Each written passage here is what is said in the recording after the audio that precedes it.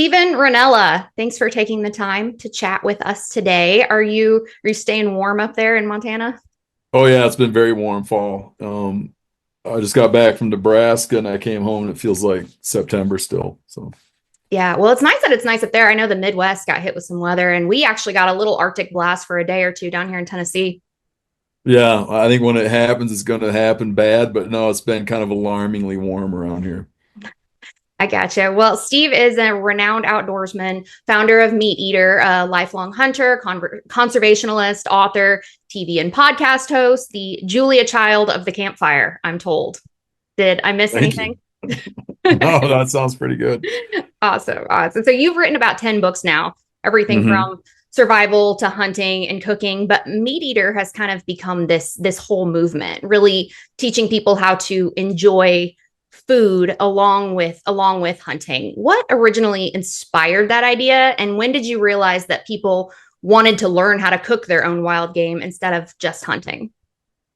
Um, I was brought up, I was brought up by an avid hunter, and it was a big part of our lives growing up, and food was always just very baked into it. Wild game was like a thing to celebrate, you know? Like if my parents had a party, in the fall, we'd catch salmon and they'd have a salmon boil, or you'd have a fish fry and invite everybody over, right? If it was a Super Bowl, it'd be like deer meat chili. So it was very baked into the experience. There might even have been like guys I grew up around, there might have been a kind of laissez-faire attitude about some of the game laws at that time, but there was strict it was strictly taboo to waste fish and game, you know? So when I started writing about hunting and fishing and doing video things about hunting and fishing and shows and stuff, that was just how I looked at it. That's how I was brought up to look at it. It actually surprised me that people thought it was unusual because it's kind of like, well, how else would you do it? It just struck me as weird that it was so notable to people. Or like they're like, wow, this is different. I'm like, what are you talking about? People hunt and fish to get food. Like, this seems like it'd be the only thing anybody ever talked about when they're talking about hunting and fishing, but it wasn't at the time. But it's just what I knew. It was what was true to me. Yeah, I think for a lot of people though, like even though like hunting and fishing might be normal, the idea of preparing it yourself isn't. Like I come from a family of hunters. I like to fish myself, and I know that like for a long time it was until my grandmother was like, we need to start doing this at home. For a long time it was like you would go and you would harvest your deer, but then you would take it somewhere else for them to process that meat. And so Oh it's yeah, yeah. yeah, and so it's interesting to kind of look through your books and see like you give step by step instructions on this is how we field dress, this is how we, from beginning, like basically from field to table. Which Yeah. so I think that's really cool that you've been able to kind of make it approachable for people. Yeah, and I picked up a lot of that later. When I grew up in Western Michigan. We had like one big game animal. We hunted whitetail deer, unless someone might maybe drew a black bear tag like once in a while. So it was very focused on that. We did freshwater fish, so we ate a lot of freshwater fish. We hunted ducks and small game and hunted deer. And then later, as I was able to start traveling and experimenting with so many different things. I think that my scope and what I understood really grew from so much time in Alaska and time in the Rocky Mountains, and then time overseas, like hanging out with Amerindians in South America, or indigenous cultures, and picking up like how they handle food, right, and learning all that. And so I think that a lot of the ways I've looked at my work is I'm not always like I'm delivering a lot of what I know, or a lot of what I was taught and what I found out, but I feel like I also try very hard to translate things I learned from around the country, or around the world, and like translate it and show it to people. Where in some ways I become a little bit like a middleman. I started hanging out like hunting with Cajuns in Louisiana, right? And I become like, oh wow, they have this whole different way of doing everything. And then I'm excited to tell people about how they do it. That here's this other thing. So I'm learning, and I'm helping people learn along with me. You've been doing this a long time. You have hundreds of recipes out there, but Yeah. were there any recipes or any particular game that just took a really long time to get right that you really struggled with? Man, that's a good question. There's some. I would think of it like if there's a thing I brought to wild game cooking, um, is I kind of got interested. There's all these dishes that people traditionally make, like beef, pork, lamb, right? There's all these great recipes that these different cultures have developed. American culture, whatever, French culture has dealt with this domestic meats, okay? If I've sort of brought something like really like to be honest, if I was to say like, well, what did I actually like bring to wild game cooking? I guess in some ways, at times I have brought where how do you get those things? How do you produce those things with wild game, knowing the inherent differences in wild game? Meaning, there's like this famous, you know, there's this dish that's very popular in Italy and elsewhere, like ossobuco, like it's like a braised lamb shanks. Okay, how do you make that out of deer meat? It's not going to be the same as lamb. The cooking times are different. Everything's different. It's different. But like, how do you kind of get that? And I did a lot of that. But I can't think of any one thing being hard. There's some things I after a while kind of threw my hands up in the air on, like we like to hunt diver ducks, diver ducks are rugged, man. Like if I've never found a way that you can take like a golden eye. I've never found a way you can take a golden eye and do a simple goldeneye preparation that really like showcases the fabulous goldeneye. What you do, and I'll admit it, like after much messing around, you hide, you find a place to hide the goldeneye.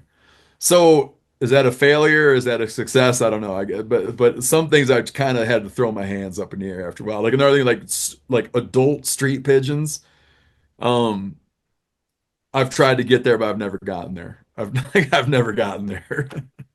God bless you with the pigeons, trying to figure that one out. One of the Yeah, things I that, gave up. I gave up. Much to my kid's disappointment because he very much likes to hunt like uh, wild street pigeons. But I'm like, dude, we're good on pigeons. we'll just let them be, right? You mentioned the ossobuco, and I do think as I was flipping through the books, one of the things that I found interesting is that you took dishes that a lot of people are really familiar with, like Mm, jalapeno poppers, for example, but then you use a meat that maybe isn't traditionally used in that. So you use, I believe it was exactly. dove in the jalapeno popper. So I think that's a really good way too to kind of introduce people to meats maybe they've never tried before. Yeah, but that's a big thing, man. It's like I go to restaurant in my home. We eat wild game, but I'm traveling. I go to restaurants. I travel and people prepare me food quite often. I'm not like blown away by someone's wild game recipe. I mean, you just like blown away by some recipe. Right, wherever, like you eat something and they have me making it with beef. I'm not going to buy beef. We have a freezer full of deer meat. I'm like, I'm going to figure out how to make that with deer meat, man, because that's good. So that's kind of, and a little bit the books are like that. Like I have a kind of a collection of old wild game cookbooks, and it's funny because they used to organize wild game cookbooks by animal. There's this really good, really well known, probably one of the most printed wild game books in existence is this old LL Bean wild game cookbook. And if you look through it, it's like recipes by species, bighorn sheep recipes, antelope recipes, mule deer recipes, whitetail. It's like, that's all good and fine, dude, but it's hooved. It's like red meat. Do you know what Yeah. I mean? There's no such thing in my mind. There's no such thing as an antelope recipe. There's nothing you can do with antelope that you wouldn't kind of do with a whitetail deer or a mule deer. So I always look at it like instead of thinking about the animal, I think about what part, like what is the cut? Is it shank, rib, neck, loin, whatever, and kind of like forget a little bit about like what exactly it is. It's like if you're gonna tell someone something useful, it's not what it is. It's not like, oh, this is a white-tailed deer. It's like this is like horned or antlered game. It's got a hoof, and this is the backstrap. And backstraps are kind of similar. And here's how you should handle backstraps. I don't care where you found it like a deer, a ram, whatever. It's like, do this. And so that's kind of defined the approach on it where we break the books down to like white, white fleshed fish or whatever, right? To try to make it that you start thinking more of stuff as ingredients and less as that it's a deer, right? Yeah, I think that, and I'm speaking mostly from an American perspective here. I think a lot of people think like, oh, chicken and beef and ham, like barnyard animals, right? They Mhm. seem perfectly fine and normal to eat. But then a lot of people can't wrap their head around some more wild game, exotic animals, squirrels, or I mean, even venison. Some people are Yep. like, recoil at the thought of that. How do you get people to get sort of past that mental roadblock, if you will, on trying foods that aren't necessarily a part of our traditional diet? Yeah, I think it's two steps. One is just getting over the idea of eating something novel. And it's been having kids has been very interesting to me because I've kind of been like, I don't want to put this the wrong way, but like I'm like sort of in control of, I mean, like since the day they were born, like we decide what they eat, we decide what they're exposed to, right? Of Yeah. course. So I made a big deal, like all my kids, the first time they ever ate any kind of meat, every one of them, like I can't remember now, they're older now, but I think it's around 9 months or whatever you give them meat. We would give them minced up deer meat. And it was like, I just wanted them to eat game meat when they were little. And they still eat game meat now. So they're to the point where there's no thing. Unless I told them it was like Winnie the Pooh or something, like they're just going to eat it. Like they don't even think about it, man. Like they don't think about it. There's no thing that seems weird to them. You know what I'm saying? Outside of some crazy circumstances I can't think of. But when we think of American wild game, there's no thing that they're going to think twice about because Yeah. of exposure. So I think just like slow exposure to things is really important. And just getting over this idea that there's like three animals we eat and that's it. The other thing is if you can present people with really good meals, where it's just objectively good food, then they're going to dig it. Let's say you mentioned squirrels. So if you take some squirrel and you cook it all wrong, where you dry it out, it's hard as leather, um, and someone tastes it, they're not going to be like, "Oh, your recipe is no good." What they're going to say is squirrel's no good. They're not going to blame the recipe. They're going to blame it because it's unusual and weird. If it's really good, they're not going to be like, "Oh, you're really good at cooking squirrel." They're going to say, "Oh, squirrel is really good," and then they carry in their head that it's good because they had a positive experience with it. So I think it's like doing both of those things. One is like waking people up to being that they're adventurous and want to try stuff, and two, trying to serve them good stuff. Like if I was giving someone advice getting into a relationship, like a new relationship, like a woman that likes to hunt and she meets a guy that doesn't, or vice versa, I'd be like, dude, when you first cook game meat, like bring it hard, like do the good stuff so you don't burn them out because you'll never win them back. Once you lose them, you'll never win them back. So play your cards carefully. That first impression is everything when it comes to Hmm. these exotic meats or this wild game. Yeah, It you is give them kind of some nasty, like, improperly handled deer meat, they're gonna be like, dude, I'm done with deer meat. No more. You know? Yeah, yeah, it makes sense. But it is kind of interesting though how like different cultures decide what's normal to eat or what animals are somehow like worthy of being food while some aren't. Along those same lines, like I was a couple years ago, I went on a fishing charter out of the Florida Keys and Mhm. it stormed like crazy, absolutely terrible weather. So we didn't get any of the snapper or the grouper that we had gone out there for. Instead, I got about 25, 30 grunts, like little bitty grunts. And, there were people on our charter that were like, oh, trash fish. And Oh man. our guide was like, no, like those are damn good eating. And they were. You know, there's so much. I've got to where I can't even listen to what people say. Mhm. No matter where you go, it's every area. There's a huge regional component to this and otherwise, but like every area, you're gonna find someone telling you something can't be eaten. Someone's gonna tell you something's terrible, and then you go like one county over, and it's their favorite thing. Um, there's so much sort of like weird urban, not, I guess rural legend rather than urban legend. Like we had our own ideas about what can and can't be. My buddy just got back from hunting brown bears on the coast in Alaska, like hunting brown bears that are feeding on salmon. Okay. And if you polled American hunters and said, "Hey, can you eat brown bears that are feeding on salmon or they taste nasty?" 9 out of 10 are going to tell you they're nasty. He's like, I don't want to, he didn't want to hear about it. He took some, cooked it up. Even the people that told him how it's inedible were like, "I can't believe how good that is." Because it just is in their head. It's like it's in your head that things are certain ways. I kind of ignore all that. I like to try it myself and see what's going on. Or I have friends that I kind of trust. But that's the thing too about doing recipe books is it's not everything works for everything. There's ways you do things. So if you were to take, like there's some things that just kind of work out magic well, like chicken recipes. You can kind of, if you we have a bird here called blue grouse. You can kind of get away with doing basic chicken recipes with blue grouse. It works pretty good. But you can't say that about everything. There's some things that they don't translate and they become their own thing. So um yeah, I just like to find out for myself. But then I grew up, we ate a lot of stuff that people didn't eat. Even where I grew up, like we I think we're the only family I really knew about where like our dad would ask us to go get frogs legs. I can't think of other families in our area that were doing that. So I think we were maybe a little bit unusual even then. Even for that place and time, we were maybe a little different.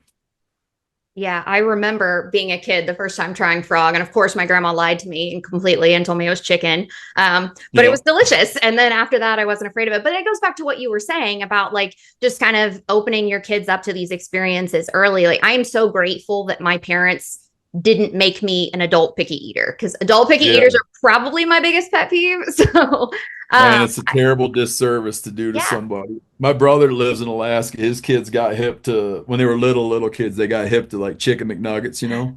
They call them chicky nuggies. Hmm. So he just started taking halibut and cutting the little pieces in the shape of a chicken McNugget and then breading them. And he said, here, there's chicken McNuggets. So they just grew up thinking that that was chicken McNuggets. Yeah. Yeah. And They I've had a heard. positive idea. He's just giving them halibut, but they thought they were getting like the cool food. But that's awesome. That's awesome because then they won't grow up to be like those 40-year-old adults that can't order anything at a restaurant other than, chicken nuggets and french fries. So Yeah, it's upsetting, dude. It's one of my pet peeves. yeah. And especially there's so much good food out there and you really limit yourself. But a lot of people are scared. A lot of people are scared to even try like basic seafood.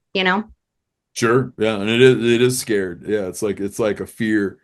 But man, I just get excited. I get excited about trying new stuff, and that's how you learn a lot. That's how you become a better cook too. And then take the next step is like try it and then come home and try to make it with something out of your freezer. Like that to me is that's a great time. Like that's fun. Yeah, that is fun. Well, we did talk about your books. I wanted to mention your box set. It just came out. I have it right Yep. here. It's got the outdoor cookbook and the fish and game cookbook. So, one of the things I really liked about it, like I said before, was that it seems you really try to make things approachable. It's like exactly what you're going to need, different explanations of different cooking modalities, variability that you can use within the different recipes. So if you have somebody who wants to try this, who maybe has never tried this, where do they start? I would start if I was well, first off, there's the idea of like what do you have around you, right? It's like what do you have in your freezer? What do you have around you? Um, and that's going to dictate it. Some of the things in there, we try to have a real breadth of things. Like some of the things in there can be made very simply. Some of the things might require a trip to a grocery store you haven't gone to before because you're trying to find some strange and I don't want to say strange. Some of the things call for some specialized ingredients, but we try to do a real mix of very simple things and otherwise. You'll see in our notes too, I'll point out things that kids really get a kick out of and that work well for kids. There's like a lot about like some, like how to make like a great burger, right? You can screw up venison burgers. Um, should be the easiest thing in the world, or I guess maybe would seem to someone like, well, how do you mess up a burger? There's a lot of ways to mess up a burger. So we talk about how to like do simple preparations that people recognize, how to make brats, right? How to make good jerkies on your own. Like so many people know the experience of going to a gas station and grabbing a bag of jerky, so you know what you like. So how to do those. And I think from there you can step up. And it might even be that there's a thing in your area that you don't go after. We even include stuff like there's preparations for snapping turtle, right? Um, most people in this country live around snapping turtles. They might not have ever thought to mess with one. But as you get you into the books and you start doing the easy things, you're doing like the venison stuff, the dove stuff, the catfish stuff. I think that it could potentially make you look into some marsh near your house and get to wondering if there's a turtle in there because now that you're kind of stretching your wings a little bit, you want to start trying some new stuff. So I think that if I was recommending to someone who's digging into how to approach it, I would approach it with stuff that looks to you like a thing you're familiar with and that you'd love to be able to make your own, and then kind of get into the weird stuff. And we try to have a real balance of approachable and weird. And there's some stuff in the books that's just weird, man. Like some of it's just I think it's crazy to look at. Like the pictures are crazy. And if you want to try to make it like, challenge accepted. But because I think of them as like their entertainment too, like there's images in there that are kind of startling, like, wow, that's weird, that's odd. Like that thing you're making is weird. So it's meant to be fun and also practical and helpful. Yeah, I mean, maybe start with like the jerky and the summer sausage, and then work your way up to the squirrel gravy and the octopus chimichurri, right? Exactly. Yeah. Octopus. Yeah. Your octopus and chimichurri. That's your final test right there. The final boss.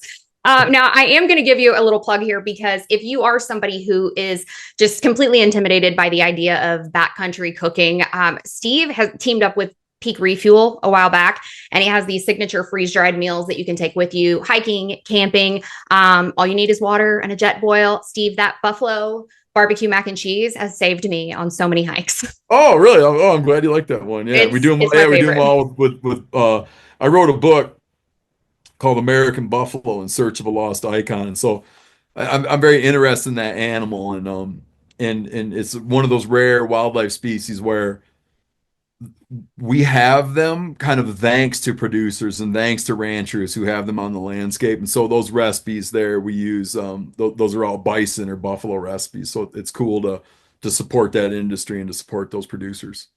Yeah, those are very good. My husband and I are big hikers and backpackers, and we took them to the Smokies, and it was just they came in clutch. Oh, great. That's Yeah, awesome. yeah. Appreciate you So pointing it out. before we go, I do want to switch gears really quickly. If Yep. there's one thing I know about Steve Rinella, it's that you are a strong advocate for turkeys, not just as Hmm. a food source, but also just as the really cool animals that they are. Thanksgiving's coming up. And a new Hmm. survey from Campbell's showed that 55%, so more than half of Americans, would rather just skip the turkey altogether. They can take it or leave it and just go straight for the sides. Where do you stand on this turkey disrespect?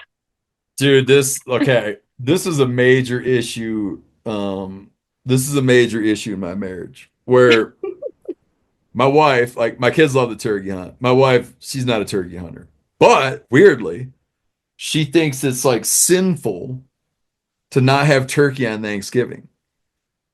I've pointed out to her that historians don't even think the pilgrims ate turkey on the first Thanksgiving. They use that word turkey. That basically meant big bird that's good to eat. They think they were probably eating geese or ducks. What they did on the first Thanksgiving, they ate what they had, right? They ate the best of what they had. They definitely ate deer meat. So I think of myself as more of a Thanksgiving purist. And at our home on Thanksgiving, I like to cook like sort of the best things we have around. Like my kids have some cow elk tags this year. If one of them gets a cow elk right before Thanksgiving, um, that's what we would have, right? We would have like off that to celebrate that. And then she'll get mad. So every year it's the same thing. I'm in charge of the Thanksgiving meal. I don't do turkey. Um, I do the best stuff we have that we got lately. That's the best celebration. She gets mad. We're already gearing up for this year's fight. So as much as I love turkeys, we hunt them in the spring. We eat them in the summer. Generally how we do it. So by fall, the turkey should be gone. You should have eaten them all. Okay. Okay. Well, there's actually it's kind of a fight in my family too.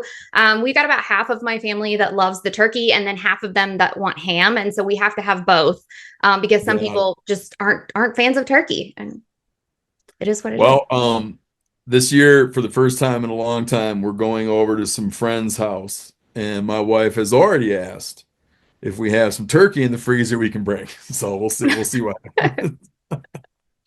How does the turkey get prepared in the Ranella house? I know you don't necessarily have it on Thanksgiving always, but how do you Well, prefer it? I for a long time, and I haven't totally given up on it. I for a long time would try to, I would in the spring, I would pluck one all the way and try to do like classic Thanksgiving roast turkey with a wild turkey. Um, it's very tricky. It's very tricky to get to have the bird where the legs are cooked through and tender and the breast um is still juicy, right? Like by the time the legs, like by the time near the hip joints, by the time that's cooked, the breast is usually incinerated. They're a very lean bird. So we've tried, basting them with a pound of butter and wrapping them in foil and all that. And I've done it. I'll probably do it again someday. I just think there's better ways to do a turkey. When we clean turkeys, we part them out. We do like thighs, drumsticks, breasts. We do the organ meat, the wings. I might brine and smoke the breasts. I might slow cook the thighs and drumsticks and pick them for turkey tacos or turkey soup. You know what I mean? Like I cut the turkey apart and I use the parts, whatever the best thing to do with the part is, and that's what we do. And in the books, we kind of give like a very holistic approach. Like, here's how to handle a wild turkey. Here's how to like butcher and separate a wild turkey, and then here's what to do with all those turkey parts so that every part of the turkey is the best part, right? And not try to like make it do something that it doesn't want to do, which is become a Thanksgiving turkey. You can, like, I'm sure some people are pissed because you can do it. It's just there's better ways to do it. This is very personal. You know, everybody has their own take home on this, but that's where I've landed after many years of turkey eating. Yeah. Well, I mean, maybe that goes back to what we were talking about with the wild game too. It's like if you don't like the turkey, maybe it's because the turkey wasn't prepared correctly, right? Not the turkey's fault. Yeah. Not the turkey's fault. Turkey's fault. We stand for turkeys around here. Mhm. Steve, what's new for you in the new year? Any new projects we should keep an eye out for? Yeah, we've been working really hard lately on these. I'm doing this thing called MeatEater's American History, and we're doing a multi-volume thing. They're all audio originals. So we did one on the long hunters. So that like Daniel Boone, that was a term for like guys like Daniel Boone that supplied the deerskin trade in colonial America. So we did a American history audio original on Daniel Boone and the long hunters. We did one on the mountain man era, so the beaver skin trade and the mountain men of the Rockies.